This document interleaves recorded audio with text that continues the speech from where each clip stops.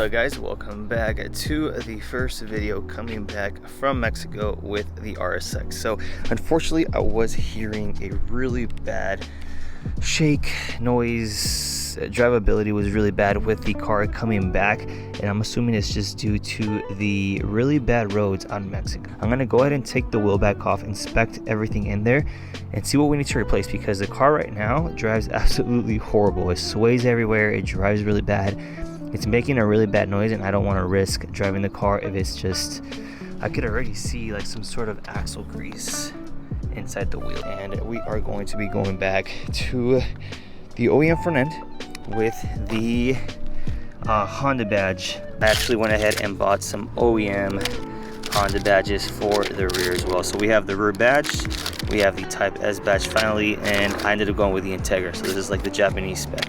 Just in case you guys need the part numbers, I'm gonna go ahead and leave them here. Go ahead and pause the video. And here we have the Eclipse that I haven't even touched since I left. So unfortunately it's just been sitting outside. I should be driving this thing soon for all my DSM guys. And we also have the VR4 just under the cover here, waiting to be driven.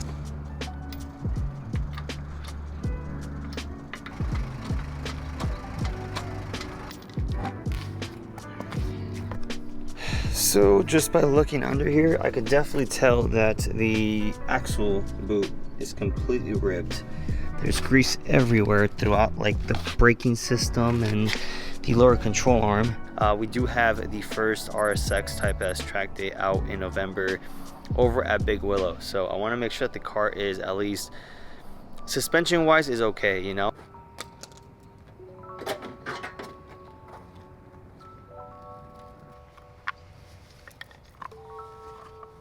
We don't need this.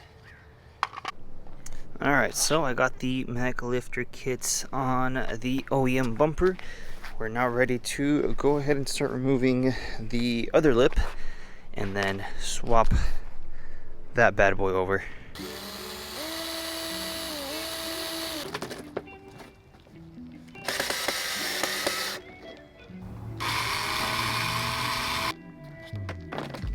The front lip is on. I do always try and use both screws and nuts to be able to hold the lip on a lot better. If you just install a front lip with self tappers, you are more likely to break or lose the lip. So always secure it properly. As you guys can see, it's not the best fitment, but honestly it's a lot more aesthetic versus both that lip and the Mugen bumper, in my opinion. The only other lip that I would much rather have is the A-Spec, both front and rear. But this is all we have for now. This is on eBay. You guys can find it. It's like 90 bucks.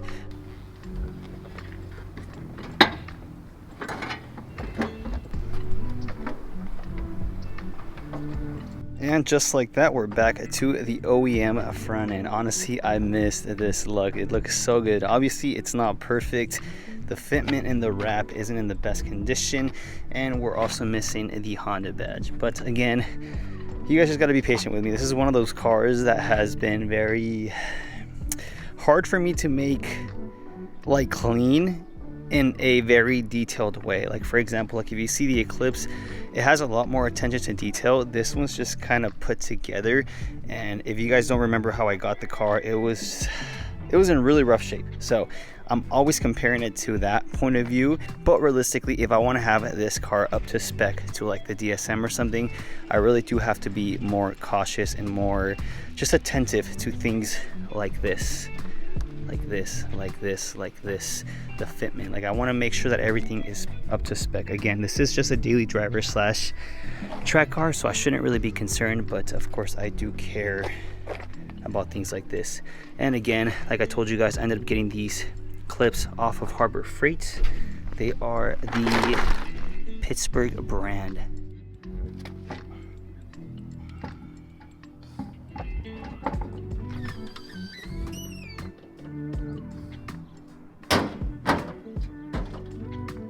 My ABS light just came on, and you guys need to hear how bad my passenger side axle is sounding. It gets worse at lower speeds. I don't think you should be driving a car that sounds like this. Luckily, we're almost at the shop. All right, so it's currently the following day. My buddy had a really good deal on both the driver's side and passenger side axle and the end links for me. So we came out to his shop all the way out here in LA. The car was driving absolutely horribly. So there's a lot of wobble, there's a lot of sway. The axles are clicking and clacking. So we're gonna go ahead and swap those out today and get this thing ready for its track day. Hopefully I'm able to fix this before track day, fix the fitment, and wrap the bumper and diffuser as well. What the fuck are you talking about? Say hi to everybody. Hey, what's up? What's up? What's up? Who are you? Check that out, guys. That axle is done for. This one's popping out. The white part. Yeah. The gray part. Yeah. Look at this one. That's how it should sit. Flush. So the ball joint popped out. You start off by loosening this nut here. It's a 36. After that, you're gonna come right under, take off this little pin right here, and then remove the nuts to the lower ball joints.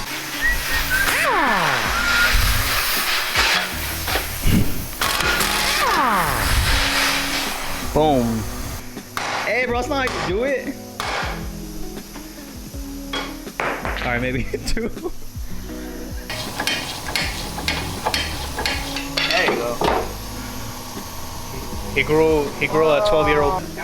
New axle. Got to do the other side as well. We already went ahead and popped off the lower ball joints. All we got to do is pop it out as well, and you should be good to go.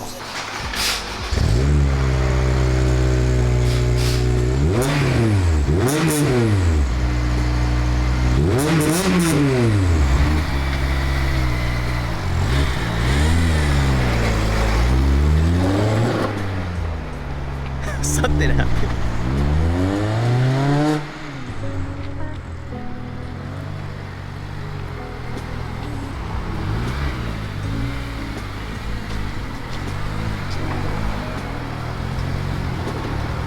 Sheesh.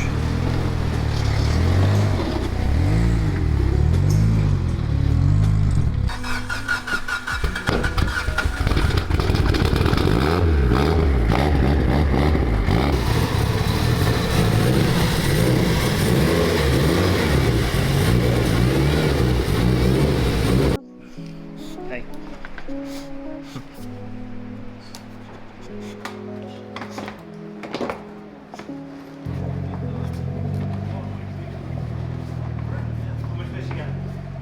I need a little more.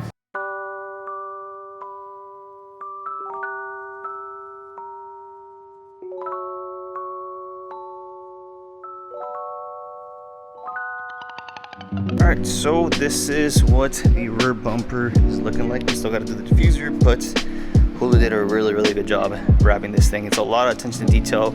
It's very easy to mess up the bumpers. I think it's probably one of the harder things to wrap. But we're gonna go to finish up this diffuser, and I'll get back with you guys once it's done.